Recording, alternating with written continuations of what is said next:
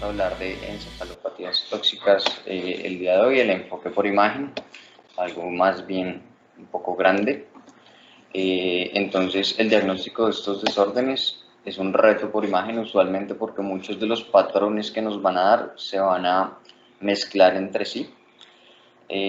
Usualmente lo que vemos termina siendo secundaria alteraciones del pH, de neurotransmisores, electrolitos, ya sea por alteraciones endógenas o exógenas. En este caso vamos a hablar sobre todo de exógenas, sin embargo hay que recordar que una buena parte son endógenas, y otra cosa es que aquí vamos a hablar predominantemente de adultos, ya que sobre todo estas alteraciones endógenas en los niños y en los desórdenes asociados al metabolismo o los errores innatos del metabolismo son una lista particularmente grande de encefalopatías que también se pueden encontrar como tóxicas. Entonces vamos a hablar de adquiridas y usualmente del adulto. Se presentan como procesos encefalopáticos o con delirium, y usualmente son pacientes que están en cuidado crítico, por lo que sobre todo su examen neurológico no va a ser como tan puntual y no nos va a orientar hacia algún lado claro, y de ahí viene la utilidad de la imagen, que es estrechar los diagnósticos diferenciales, y una vez con estrechar esos diagnósticos diferenciales puede aportar un pronóstico a estos pacientes. Todas las encefalopatías tóxicas, por donde vengan, van a tener unas características comunes, que no siempre están todas, pero más o menos siguen unos patrones, que tienen una topografía establecida en un contexto clínico que indican un diagnóstico. Usualmente son bilaterales y usualmente son simétricas. Digo usualmente porque no, por ejemplo, no todas van a ser 100% simétricas. El efecto de masa es escaso, no vamos a ver ese efecto de masa que vemos en otros procesos. Sin embargo, sí podemos ver edema y borramiento de surcos, sobre todo cuando tenemos edema cortical. Y suelen afectar sitios de alta vulnerabilidad o de alta susceptibilidad, que acá entra un concepto que lo han estudiado bastante, pero del que aún no conocemos todo, o del que apenas estamos empezando a conocer cosas, que se llaman los patrones de vulnerabilidad del sistema nervioso central, en los que siempre suenan la sustancia gris, los ganglios de la base, el tálamo, la sustancia blanca periventricular y el cuerpo calloso, como áreas de alto metabolismo que suelen verse afectadas en los procesos tóxicos. Ahondando un poquito más en los patrones de vulnerabilidad, nosotros tenemos que saber que hay algunas células del sistema nervioso central que tienen mayor susceptibilidad a la hipoxia, y dentro de estas células tenemos un orden. Las neuronas son las que más metabolismo tienen, las que más oxígeno consumen, usualmente tienen más vulnerabilidad, siguiendo por oligodendrocitos, que acá es importante porque estos nos van a dar la mielina, astrocitos y células endoteliales. Si miramos dentro de los neuronas como tal, cuáles son las neuronas que más susceptibilidad tienen, nos vamos a ir al hipocampo. El cuerno de Amón 1 es el sitio donde usualmente más consumo de oxígeno hay, las células de Purkinje en el cerebelo, el estriado y la neocorteza, que eso nos explica una buena parte porque en los adultos, en el ejemplo más clásico de lesión hipóxica, que es como la lesión hipóxico-isquémica, muchas de estas zonas van a verse comprometidas, sobre todo en daños severos. Hay otra cosa que es un modo un poco simplístico ver los patrones de vulnerabilidad solo desde el punto de vista de la hipoxia y de la hipoxia celular. Si bien la mayoría de los procesos tóxicos generan hipoxia, fallo mitocondrial, fallo energético, que terminan dando edema citotóxico de esas células, no es la única explicación, sino todas las encefalopatías que dieran fallo energético se verían de la misma manera. Por lo que mucha gente ha relacionado esto, por ejemplo, con los circuitos de los neurotransmisores que se asocian al tóxico como tal. Por ejemplo, en los casos de hiperamonemia, la presencia de glutamina, que al final termina siendo glutamato, la presencia de excitotoxicidad en la mayoría de los procesos asociados a un circuito puntual, y el tipo de daño que se da al final histológico. Por ejemplo, hay algunas patologías que dan puntualmente vacuolización de la mielina. Una de ellas es la toxicidad por heroína, y hay que saber que cuando uno ve esto, usualmente hay un patrón en sustancia blanca más, como es lo que terminamos viendo en la imagen. Y otra cosa es, digamos, variando el tipo de agentes, si son agentes lipofílicos, son agentes que usualmente penetran más rápido el sistema nervioso central, como es el caso, por ejemplo, de la intoxicación por tolueno. Entonces, todas estas cosas nos dan como un tipo de patrón de lesión en el sistema nervioso central, que va a ir variando de tóxico a tóxico y que realmente aún no conocemos 100% por qué se dan, dónde se dan, pero tenemos algunos indicios. Entonces, estas son las causas más frecuentes de desórdenes tóxicos y metabólicos del sistema nervioso central, tanto endógenos como exógenos. Vemos que pues encefalopatías hipertensivas, desórdenes de la paratiroides, y hay cosas metabólicas frecuentes como pues encefalopatía hepática y urémica, y pues exógenos, que realmente hay muchos, tóxicos, como el alcohol, agentes industriales, gases, drogas ilícitas, quimioterapéuticos, entre otros. Vamos a hablar de algunos de ellos. Tenemos que hablar de edema cerebral para hablar de encefalopatías tóxicas. Recordar que pues nosotros tenemos un espacio intracelular, un extracelular, que hay un agua normal, que en parte nos da ese contraste que tenemos en la resonancia. Cuando hay aumento del agua extracelular, estamos hablando de edema vasogénico, que típicamente respeta la corteza y no restringe la difusión porque los cuerpos celulares no están ampliados y esa agua extracelular se puede mover libremente. Cuando hay edema como tal de los cuerpos neuronales y de la glía, se restringe el espacio que hay para que se mueva el agua extracelular, por lo que en estos sitios vamos a tener usualmente edema de donde están los cuerpos neuronales, que es la corteza, y restricción a la difusión. Y hay un tercer tipo de edema del cual no hablamos mucho, que también nos da restricción a la difusión, que se llama el edema intramielínico, y se da por aumento de agua en el espacio potencial que hay entre las láminas de mielina, que también termina restringiendo el movimiento del agua en el espacio extracelular, y es una causa de edema citotóxico reversible, que este es importante sobre todo en las lesiones del cuerpo calloso y algo de la sustancia blanca. Cuando está restringiendo, tenemos que saber que eso es potencialmente reversible. Cuando nos aproximamos a un paciente que puede tener una encefalopatía tóxica o metabólica, tenemos que usualmente orientarnos por un patrón de lesión. Se han descrito estos 9 patrones, de los cuales cada patrón tiene unas cosas comunes y poco menos comunes, y recordar que en muchas de estas,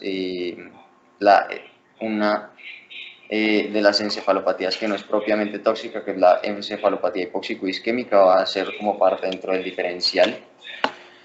Vamos a empezar por ganglios basales y tálamo.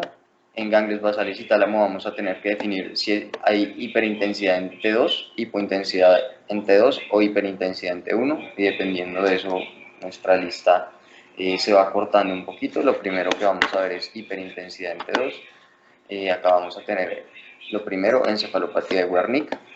Usualmente esto se da por el déficit de tiamina, usualmente en personas con ingesta crónica de alcohol, pero no exclusivamente. Aquellos que tienen desórdenes de la alimentación, bariátrica, embarazo, quimioterapia, pueden tener déficit de tiamina. Recordemos que la tiamina hace parte de coenzimas que ayudan en el proceso normal del ciclo de Krebs, por lo que su déficit hace un bloqueo normal del ciclo de Krebs, o sea, una falla mitocondrial que termina siendo una falla energética, que es lo que termina dando la mayoría de alteraciones. Clínicamente los vamos a ver con nistagmus, oftalmoplegia y ataxia y confusión. Esto es un poco como el proceso que se da como tal celular, en la que la alfa-acetoglutarato deshidrogenasa de los astrocitos empieza a fallar, empieza a haber edema por por disminución en la cantidad de ATP, y de ahí va a generar otros cambios celulares, que es lo que vamos a terminar viendo en la imagen. Esto solo lo traigo porque uno, cada vez que le mencionan el ciclo de Krebs, uno realmente lo ha estudiado unas 20 veces y nunca se acuerda qué va a dónde. Entonces acá las TDP son tiamina bifosfato, que pues son las coenzimas que usan la alfa-acetoglutarato deshidrogenasa, y no solo acá, sino también en el ciclo de las pentosas fosfato, que son vías energéticas alternas, que es importante pues como para que uno lo tenga en cuenta. Mitocondrial, fallo energético. Cuando miramos en la imagen, vamos a tener unos sitios más frecuentes y menos frecuentes de alteración: hiperintensos en T2, hiperintensos en TER, pueden o no restringir. El sitio más frecuente es el tálamo medial y el tercer ventrículo, o la región periacueductal. Y los cuerpos mamilares, esto es bien importante porque el realce de estos cuerpos mamilares tras la administración de medio de contraste es un hallazgo que se ha postulado como patognomónico de la encefalopatía de Wernicke. Se pueden afectar otras cosas: la placa tectal, núcleos de pares canales, dorso continuo, cerebelo vermis nucleentado. Miramos ya nuestras imágenes, resonancias magnéticas en FLAIR, donde vemos un aumento de la intensidad de señal de ese tálamo medial, de parte del hipotálamo. Nos vamos para atrás, miramos cómo está hiperintensa esa placa tectal, parte del dorso del puente. Recordaron mucho buscar los cuerpos mamilares, porque muchas veces los vemos hiperintensos y cuando los vemos realzando podemos considerar que es muy sugestivo de una encefalopatía de Wernicke. Y recordar que esto es en agudo. En crónico usualmente hay atrofia de estas estructuras, entonces que no haya nada de los hallazgos como hiperintensidad en T2 y eso no realmente descartas, sino pues también toca ver como la morfología normal de estas estructuras que se conserve para decir que definitivamente no hay o no hubo. Seguimos con la intoxicación por metanol. Este es un agente depresor del sistema nervioso central, usualmente presente en perfumes, quitas, maltes, gasolina, y bien importante acá en alcohol adulterado. Usualmente genera un periodo de latencia que es clásico, unos síntomas gastrointestinales y visuales que progresan a coma. Y para los clínicos es importante que esta es una de esas como 9 causas de acidosis metabólica con un gap elevado, pues que les ayuda a orientar a esos pacientes en coma con sospecha de intoxicación.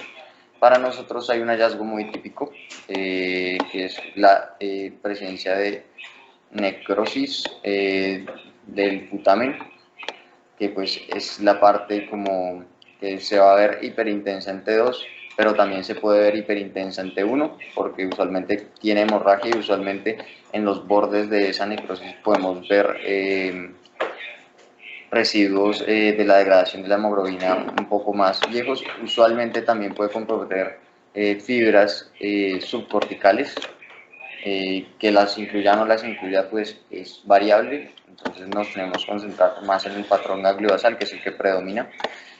Acá nuevamente tenemos una secuencia de difusión donde vemos que hay restricción a la difusión de las fibras subcorticales, vemos lo predominante que es ganglio basal, y en la secuencia de susceptibilidad magnética vemos cómo hay artefactos de susceptibilidad magnética al lado de esas regiones necróticas con hemorragia, predominantemente putaminales. Vemos cómo está reflejado el globo pálido, que eso lo va a diferenciar de la siguiente, que es la intoxicación por monóxido de carbono. Recordemos que el monóxido de carbono es un gas incoloro, inoloro, sin sabor. Usualmente se da por la combustión incompleta de la mayoría de gases, o bueno, no, de los gases derivados de hidrocarburos. usualmente son intoxicaciones accidentales. Recordemos que el monóxido de carbono es 200 veces más afín por la hemoglobina que el oxígeno, por lo que nos va a desplazar la curva de afinidad de la hemoglobina hacia la izquierda y nos va a limitar la capacidad de carga total de la hemoglobina, lo que nos va a dar en últimas hipoxia celular. Eso es un daño por hipoxia anoxia. Clásicamente nos va a dar compromiso del globo pálido y eso es lo que vamos a ir a buscar, un globo pálido hiperintenso en T2. El segundo sitio más frecuente de compromiso es la sustancia blanca profunda periventricular, que eso lo hace que la intoxicación por monóxido de carbono entre acá en ganglio basal y entre también dentro de las que vamos a llamar leucoencefalopatías tóxicas. Entonces vemos acá en esta secuencia, esto es un flare donde vemos aumento en la intensidad de ambos globos pálidos de manera simétrica, pero también notamos que hay un aumento en la intensidad de señal de la sustancia blanca profunda periventricular principalmente, también sí, profunda periventricular, que pues presenta restricción en las secuencias de difusión, que pues es clásico en una intoxicación por monóxido de carbono. Nuevamente un T2, vemos hiperintensidad. Esto ya parece viejo, están demasiado hiperintensos, como si ya fueran zonas de encefalomalacia en ambos globos pálidos, y vemos que toda la sustancia blanca profunda está hiperintensa, inclusive ya hay atrofia, que sugiere ya un proceso crónico, pero pues son los hallazgos usuales de una intoxicación por monóxido de carbono. Seguimos con la encefalopatía urémica. Usual, esta es una de esas encefalopatías tóxicas endógenas, usualmente asociadas a enfermedad renal crónica severa.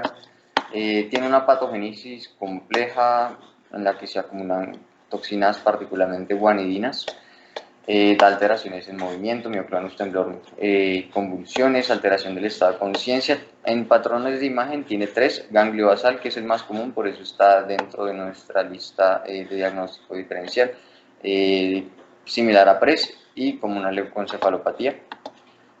Puede ir acompañado de compromiso cortical y acá el signo que vamos a buscar es el signo del tenedor putaminal, que es la presencia de esas hiperintensidades que van a clásicamente estar en la cápsula externa, en ambos brazos de la cápsula interna, y acá en esta sustancia blanca que divide parte del putamen y el globo pálido, que le da esa apariencia de tenedor, y es como clásico. Recordar que no solo, digamos, hay cosas como un poco más clásicas del compromiso gangliosal, sino que, digamos, agentes como la vigabatrina, que es un antiepiléptico que ya no se usa tanto, pueden dar compromiso gangliosal y también pueden dar compromiso de la placa tectal, que pues tiene que estar dentro de nuestros diferenciales, y pues que siempre hay que correlacionar con la clínica para saber qué es lo que estamos viendo en la imagen y a qué se correlaciona. El siguiente patrón va a ser hipointensidad gangliosal en T2. Acá realmente son dos opciones. Una es la intoxicación por tolueno, ya habíamos hablado del tolueno porque lo mencionamos en los patrones de vulnerabilidad como que era un disolvente usualmente liposoluble, que es bien importante en la historia, en la industria, está en pinturas, tintes, es rápidamente absorbido. Y esta va a ser una encefalopatía crónica, o sea, va a darse después de mucho tiempo y usualmente como los que más están expuestos a estos agentes son gente joven, adultos jóvenes y adolescentes, van a ser estos mismos, esta edad poblacional que cursan usualmente con demencias, que no se explican por otras razones, y vamos a ver hipointensidades en T2 en FLAIR, en tálamo, ganglios basales y sustancia negra, aparte pues de los hallazgos de pérdida de volumen. Entonces vemos acá hipointensidad principalmente del globo pálido, y como en la región subtalámica, en un paciente que seguramente es joven, en un paciente que seguramente no tiene otra explicación para tener un deterioro neurocognoscitivo, Entonces, si uno ve esto, en ese caso podría sugerir que tiene una intoxicación por tolueno. Alteraciones del metabolismo de la PTH son una gran causa de hipointensidades, no solo en esta región, sino en la mayoría de regiones. Realmente cualquier alteración del metabolismo de la PTH, sea hipo o hiperparatiroidismo, y dentro de sus clasificaciones y causas todas, pueden dar hipointensidades en T2 en los ganglios basales, que son usualmente simétricas y bilaterales. Aquí una forma de intentar diferenciarlo de la anterior es que estas usualmente producen calcificaciones en el TAC, calcificaciones gruesas, y no solo van a afectar como la región ganglio-basal, sino prácticamente pueden afectar todas las regiones del sistema nervioso central, se pueden llegar a calcificar. Dentro de ellas la sustancia blanca subcortical, el núcleo deltado, que pues son hallazgos que nos deben sugerir esto. Y los hallazgos adicionales, como la apariencia en sal y pimienta del cráneo, el engrosamiento del calvario y engrosamiento dural, digamos, son hallazgos que nos deben sugerir. También la presencia de tumores pardos nos debe sugerir que deberíamos pensar en esto. Entonces, vemos en esta escanografía como hay parte de calcificaciones en esa sustancia blanca subcortical, el lenticular y parte del núcleo caudado. También tenemos calcificaciones talámicas que se representan como hipointensidades en la secuencia T2 e hiperintensidades en T1. Lo siguiente es ver un T1, o el siguiente patrón es que veamos un T1 hiperintenso ganglio basal. O sea, como acá realmente hay dos opciones. Una es esta, que es el hemivalismo hemicorea relacionados a hiperglicemia o esteatopatía diabética, que usualmente son cuadros muy típicos en ellos de hemivalismo o hemicorea. Usualmente después de un episodio de hiperglicemia severa, dicen que con glicemias mayores a 500 se han visto. Es una complicación neurológica infrecuente, sin embargo, pues no es tampoco que sea tan infrecuente. Lo que dice la literatura es que es más bien poco reportado, que más bien nunca la asocian a que sea por diabetes y nunca se les toma la imagen, entonces nunca la diagnostican. Simplemente las toman como que sean eventos isquémicos, porque la mayoría resuelve solos. Entonces los toman como AITs. Es una fisiopatología complicada en la que la hemorragia, la isquemia y el edema juegan un rol.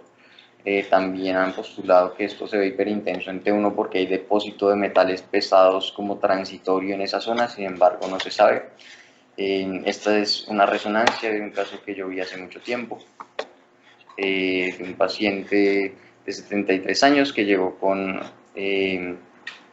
una hemicorea, tenía una glicemia de ingreso en 572 y esta fue su resonancia, donde vemos hiperintensidad en T1, principalmente glutaminal unilateral, aunque puede ser bilateral, que pues terminó siendo diagnosticado con una esteatopatía diabética.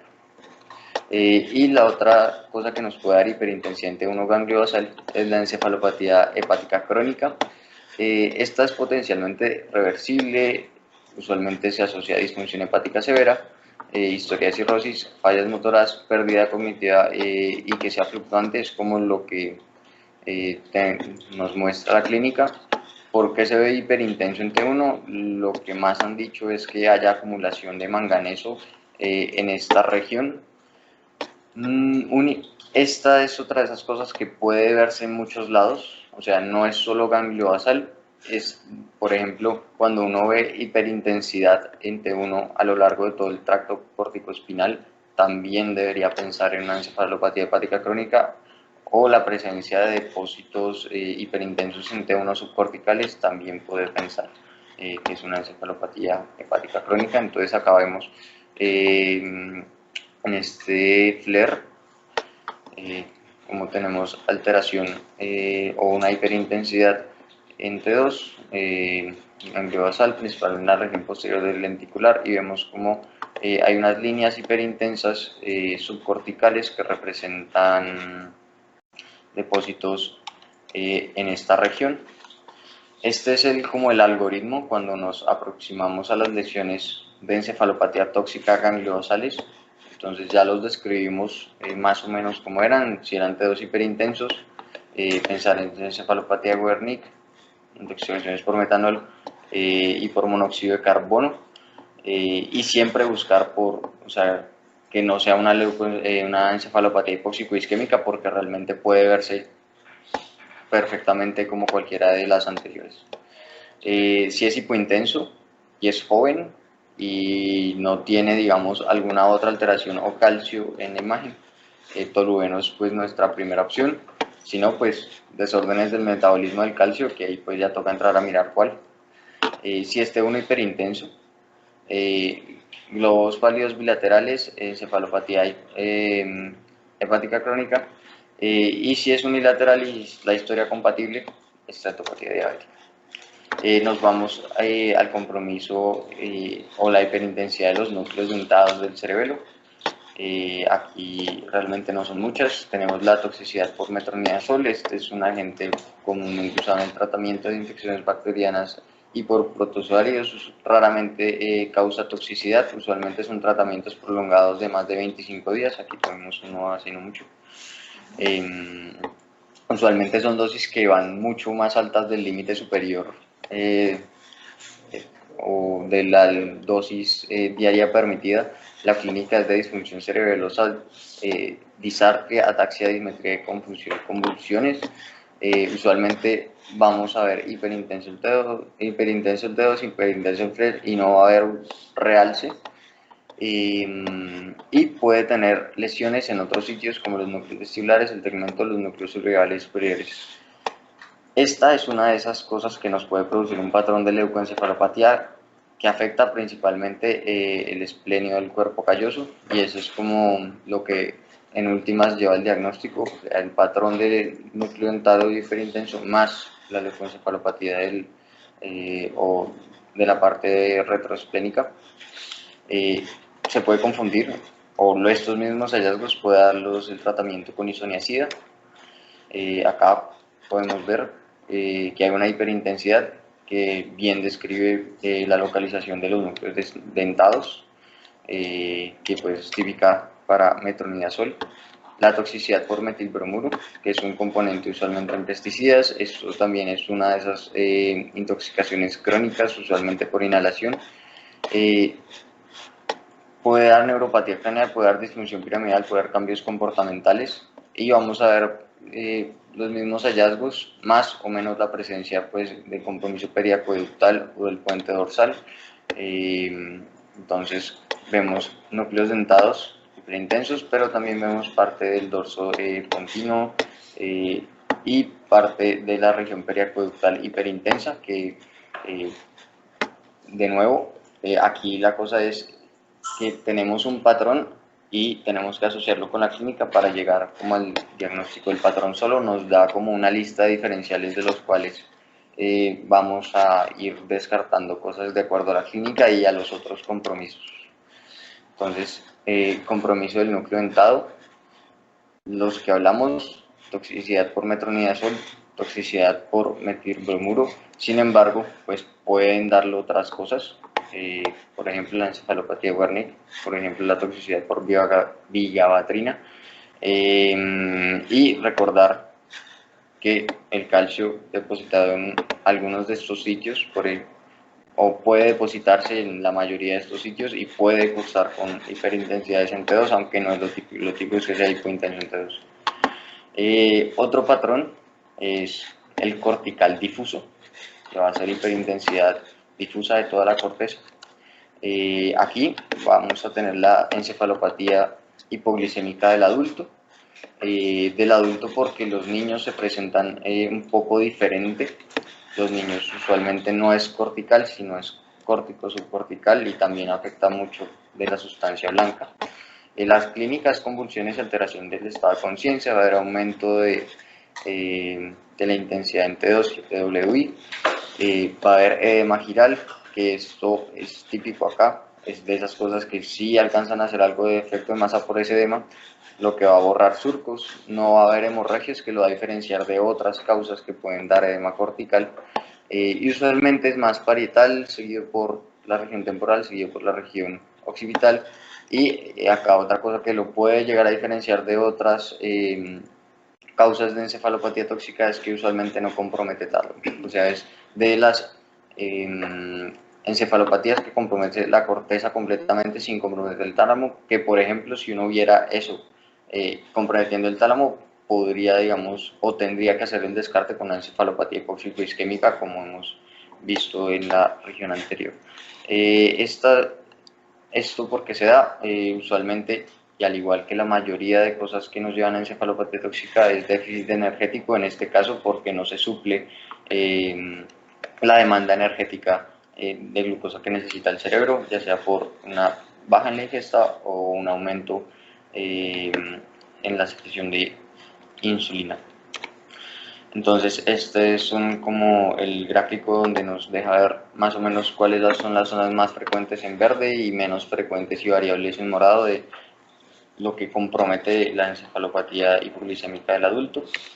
Y este es un buen ejemplo donde vemos hiperintensidad generalizada de esa corteza en el T2. Vemos cómo esos surcos se ven apretados, casi uno no ve líquido cefalorraquídeo en la convexidad.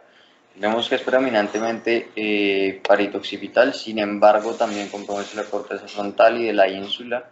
De los ganglios basales vemos hiperintensos, tanto el caudado como el lenticular bilateral y simétrico, pero vemos que hay respeto del tálamo, que es clásico. Y cuando nos pasamos a la secuencia de difusión, vemos que la mayor parte de estas mismas regiones hiperintensas en T2 restringen, que es algo que puede ser variable o no, y que pues cuando restringe hay edema citotóxico que usualmente implica peor pronóstico. Nuevamente, otro ejemplo, con las mismas características, más parieto-occipital y cuando compromete ganglios basales respeta el tálamo. La encefalopatía hiperamonémica, usualmente también asociada a falla hepática, pero en este caso aguda. También la podemos ver pues, en otras causas de falla hepática como la toxicidad por acetaminofén o la hepatitis viral fulminante. Puede tener letargia y convulsiones, letargia y vómitos o convulsiones y coma. Aquí el compromiso igual va a ser un poco más parieto-occipital, pero este sí va a comprometer el tálamo y va a comprometer la ínsula, que es lo que nos va a diferenciar del anterior. Y usualmente acá en verde respeta la región occipital, que eso no lo hace la encefalopatía hipoglicémica, que es otra cosa que nos ayuda a diferenciar. Entonces vemos que en este caso que hay restricción a la difusión, principalmente parietal. Vemos que es un occipital que está bien respetado, o sea, no hay nada ahí que restrinja la difusión. Hay aumento en la intensidad de señal de la ínsula y el frontal, y no vemos tanto compromiso gangliobasal en este caso, pero este respeto occipital y el compromiso marcado de la ínsula nos debe hacer pensar que, digamos, esto no es una encefalopatía hipoglicémica, sino que es más grave. El siguiente patrón, acá es algo importante, que es las leucoencefalopatías tóxicas. Recordar que leucoencefalopatía es compromiso de sustancia blanca y que causas de leucoencefalopatía hay muchas, no solo tóxicas, hay infecciosas como el APML, hay otras causas menos frecuentes como son las leucodistrofias como causas de leucoencefalopatías. Entonces, acá cuando vemos esto, o bueno, y tenemos una causa muy frecuente de leucoencefalopatía, es vascular, entonces tenemos que siempre tener en cuenta el resto de cosas. Vamos a hablar primero de la leucoencefalopatía tóxica por heroína. Recordar que pues esta es una sustancia de uso típicamente usada intravenosa, pero puede ser inhalada. Cuando es inhalada, esto lo describen como el chasing the dragon, que es cuando hierven la heroína en un pedazo de aluminio y cogen el vapor que sale del aluminio o lo intentan inhalar, y este es el que se va a asociar a esta leucoencefalopatía. Si uno mira heroína y complicaciones en el sistema nervioso central, la más común es que sea infarto, stroke, y el globo pálido, pero el patrón que da la leucoencefalopatía es esta forma de consumir heroína. Cuando miramos la imagen vamos a tener hiperintensidades de la sustancia blanca profunda periventricular, que va a ser principalmente posterior Y un hallazgo diferenciador es que va a comprometer el brazo posterior de la cápsula interna y no va a comprometer el brazo anterior. También, ya vamos a ver más adelante, acá secuencias en T2 FLAIR. Este T2 nos muestra un aumento de la intensidad simétrico y bilateral de los centros semiovales. Vemos que acá hay compromiso en los cortes más inferiores, hay hiperintensidad de la sustancia blanca profunda periventricular de las cápsulas internas del brazo posterior de la cápsula interna, pero respetando la anterior, que es lo típico. Y aquí hay otro hallazgo muy puntual de la intoxicación por heroína, y es que hay compromiso de la sustancia blanca del cerebelo que respeta y le hace como unas alas al núcleo dentado, lo que describen como un patrón de alas de mariposa, que es bien típico de ese fenómeno del consumo inhalado de heroína. Y también el consumo de heroína, cuando da este patrón, nos puede dar un patrón que siga el tracto córtico espinal, como es este caso, que sigue buena parte de ese tracto córtico espinal. Leucoencefalopatía por quimioterapéuticos, más común, asociada a metrotexate, más común cuando lo aplican intratecal y más común cuando las dosis son muy altas. Tiene 3 patrones de presentación, acá tengo 2, uno que se llama similar a lesión tumefacta. Recordemos que una lesión tumefacta es una lesión con efecto de masa y realce en anillo, que es hiperintensa en T2, que restringe la difusión usualmente, y que ese realce en anillo incompleto usualmente mira la corteza, que este es uno de los patrones de presentación, y el otro patrón se llama pseudotumoral, que es como una lesión con efecto de masa y amplio edema vasogénico, que presenta realce tras la administración del medio de contraste. Y como estos pacientes usualmente son pacientes con antecedente de cáncer, toca empezar a entrar a mirar todos esos diferenciales de lo que puede ser esta leucoencefalopatía. El tercer patrón es el patrón de una degeneración combinada subaguda, que es, ya lo voy a hablar más adelante como degeneración combinada subaguda, que es este caso, que es el caso del compromiso del tracto córtico espinal. Entonces, acá vemos este paciente que tiene aumento en la intensidad de señal en FLAIR del tracto córtico espinal, que sigue todo ese trayecto, y cuando miramos parte de la columna cervical, vemos que hay hiperintensidad principalmente de los cordones posteriores y también de los laterales. Esto es bien clásico para pacientes que tienen alto consumo de alcohol o tienen anemia perniciosa o han sido llevados a la gastrectomía, de una déficit de vitamina B12, que nos da esto, que es un patrón de una degeneración combinada subaguda, que recordemos que este déficit de vitamina B12 también lo puede dar metrotexate. Siguiendo, el cuerpo calloso, o la hiperintensidad del cuerpo calloso, este patrón lo dividen en 2, uno que es el cuerpo calloso completo y otro que es solo el esplenio del cuerpo calloso. Cuando es completo, usualmente está más relacionado a esto, que es la enfermedad de Marchesafara-Bignami, que realmente es una desmielinización osmótica del cuerpo calloso, y lo han puesto como una de esas variantes extrapónticas de la mielinización osmótica, sí, como una variante extrapóntica. Está usualmente asociada al uso crónico de alcohol y al déficit de complejo B. Tiene 2 tipos de manifestación, una tipo A y una tipo B. Una tipo A, que es más grave y se asocia a compromiso de todo el cuerpo calloso usualmente en días, y otra que es tipo B, que son lesiones focales esparcidas a lo largo del cuerpo calloso. Acá la clave, 1, el compromiso del cuerpo calloso, y 2, este signo que se llama el signo del sándwich, ya que la mayoría de estas lesiones o las lesiones de esta patología son centrales en el cuerpo calloso, y cuando uno los mira en el sagital dan un signo como de normal, anormal, anormal, normal, anormal, normal, que es muy diciente, que podemos ver en este caso. Entonces este sería un Marchesafara-Bignami tipo B, porque es solo una región, no es todo el cuerpo calloso. Y vemos que esto es un T1 sagital, la región que es hiperintensa en este caso sería lo normal, que es bien periférica, hipointenso, que es lo anormal, que es central, y nos da ese signo del sándwich.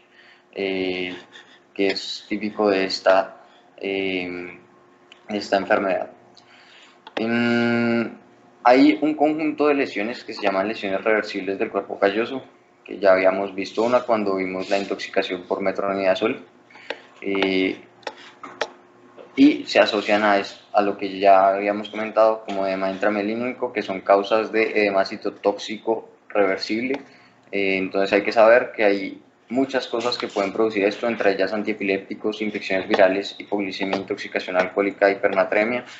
Y usualmente son pacientes que no son tan sintomáticos, a diferencia de la enfermedad de Marchapaba-Bignami. Usualmente son lesiones ovoides que comprometen la parte central del esplenio, y que van a tener aumento de señal en FLAIR, van a restringir, van a ser hipointensas en T1, y lo importante es que son reversibles. Dicen que estas lesiones podrían ser como el inicio del espectro de las leucoencefalopatías tóxicas agudas, y que tal vez esos pacientes son pacientes que van a tener compromiso extenso de la sustancia blanca si se los deja progresar mucho tiempo.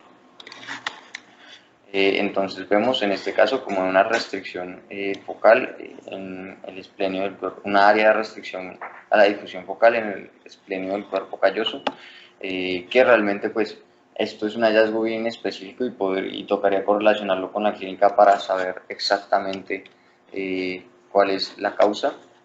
Entonces cuando hablamos de sustancia blanca, tenemos que saber si es sustancia blanca periventricular. A esto le habíamos llamado patrón de leucoencefalopatía tóxica aguda, en donde pues ya habíamos descrito el Chasing the Dragon, ya habíamos descrito la encefalopatía hepática aguda, pero acá hay que saber que la mayor parte de lesiones que causan daño por hipoxia-anoxia nos pueden dar leucoencefalopatía.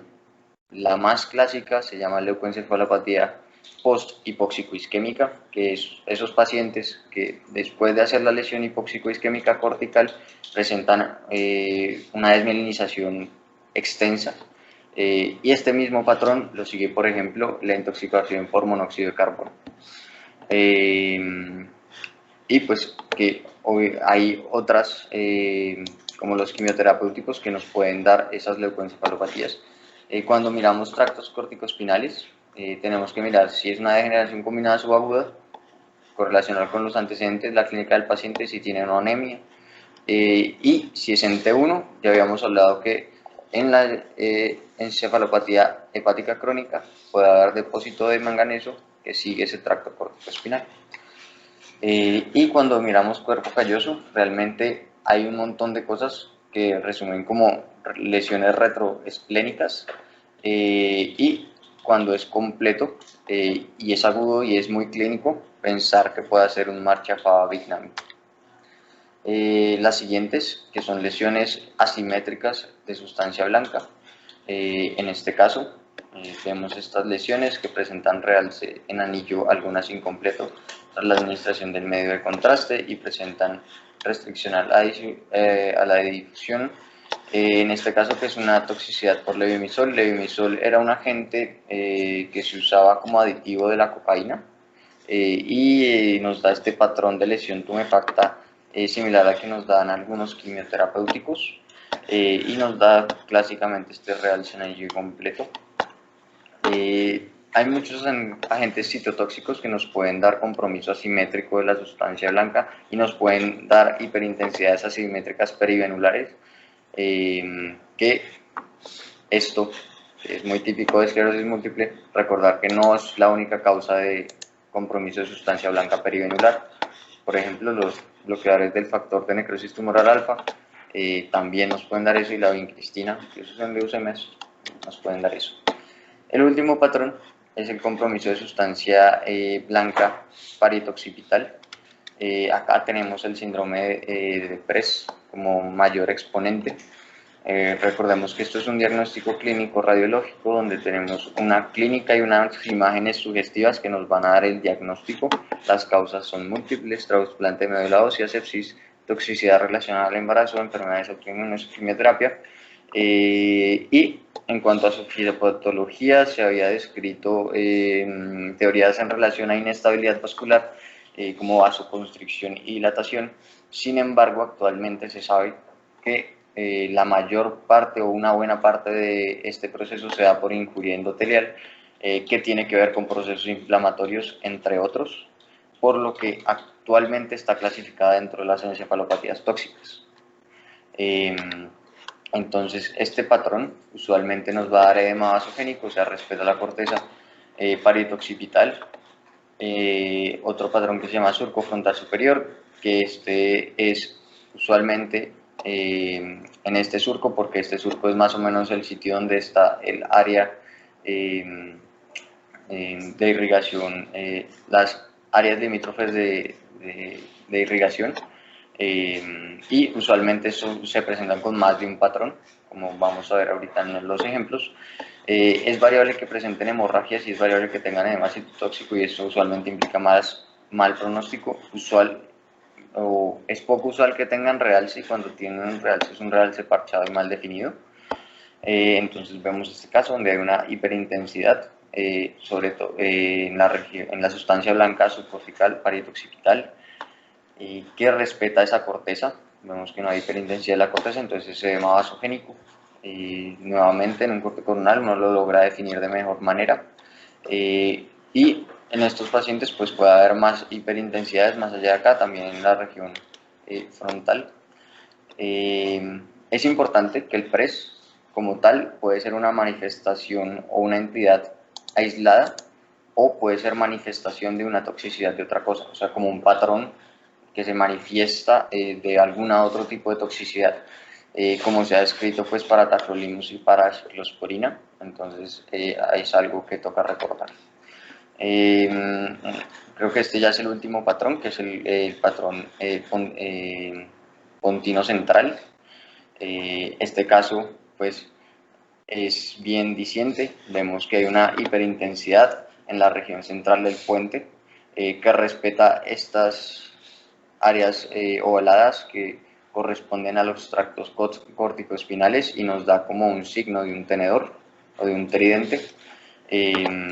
Y adicionalmente vemos algunos focos hiperintensos en la sustancia blanca subcortical. Esto es usualmente típico de una desmielinización osmótica en un paciente que seguramente tendrá alteración del estado mental, convulsiones, hiponatremia y nuevo deterioro neurológico. Lo más frecuente es que sea el puente. Lo siguiente más frecuente es que sea el puente y localizaciones extrapontinas, y lo menos frecuente es que sea puramente extrapontino, desmielinización osmótica. Y